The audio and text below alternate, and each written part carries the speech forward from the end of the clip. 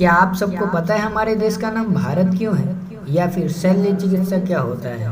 तो स्वागत है दोस्तों आप सबका भारत बैठेगा सिंहासन पर के इस YouTube चैनल में। आप सब सोच रहे होंगे कि क्या फालतू का सवाल किया है।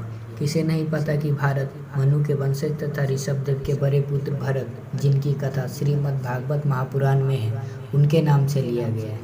तो तनिक धैर्य रखिए मित्रों, क्योंकि हम जिस भारत की बात कर रहे हैं वो इनसे थोड़ा हटकर है। भा यानी सूर्य, ज्ञान, तेजस्विता, प्रभाव का देवता, और रत यानी लीन या फिर लिप्त रहना, यानी ज्ञान में लीन रहने वाले खंड को भारत कहा गया है। हमारे पूर्वज किसी बालक का नामकरण भी करते तो उसमें ज्योतिष गणित देखते थे। हर एक कार्य का कुछ न कुछ रहस्य रहता था, चाहे सूर्य को जल देना हो या फिर अग्नि को हवन।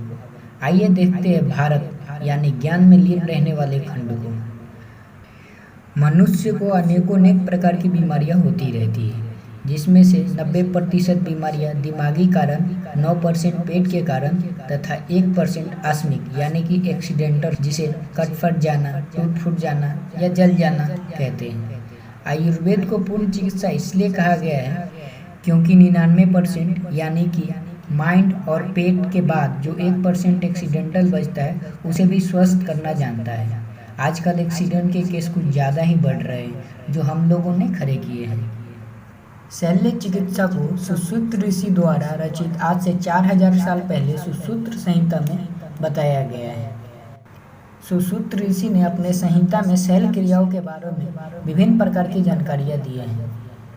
कैसे शरीर के किसी अंग को काटना, कहाँ पर काटना, कैसे टाके लगाना, कौन से औजार उपयोग करना, औजार कौन से धातु से बनाना, घाव भरने की औषधियाँ, टाके के निशान मिटाना, फिर वहाँ पर पुनः बाल उगाना, और उस परिस्थिति में मरीज को कैसे देखभाल करनी है। यहाँ तक कि प्रक्रिया को ही पूर्ण सफल शल्य क्रिया बताया गया है। अभी की भाषा में बोले तो सर्जरी।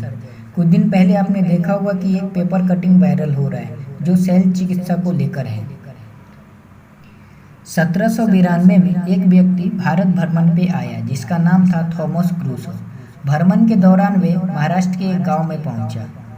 वहां उसने देखा कि एक वैद्य जो युद्ध में हाथ, पैर, नाक आदि कटे हुए सैनिकों को शल्य क्रिया के तहत उपचार कर रहा है, जो मात्र 1.5 से 2 महीने में सैनिक को चलने फिरने योग्य बना देता है।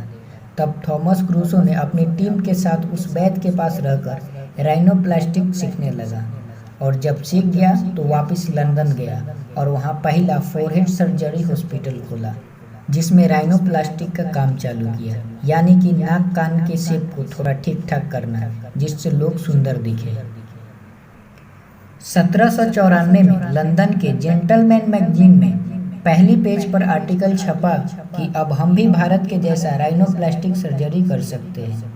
आज वो आर्टिकल $2000 में बिक रहे हैं।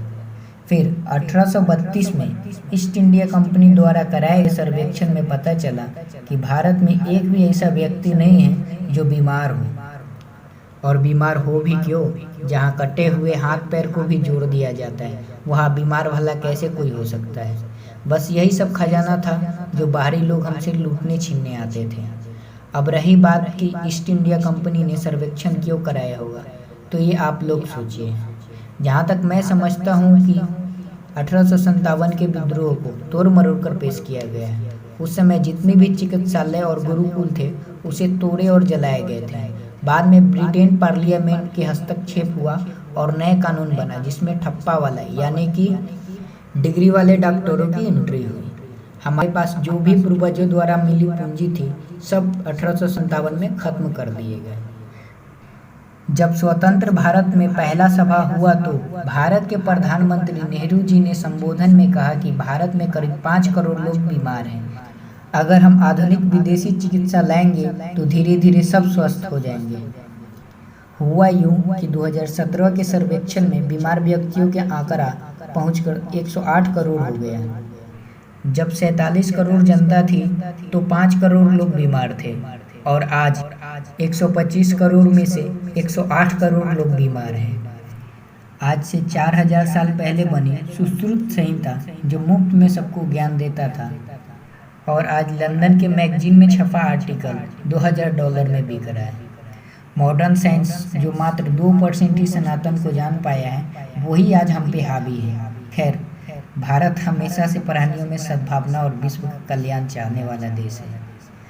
यही भारत है, भा यानी भास्कर के समान उज्जवल ज्ञान में लिप्त रहने वाले। याद रखिए, अगर हमारे पूर्वजों का ज्ञान हमारे पास नहीं है तो हम भारतीय कहलाने योग्य नहीं।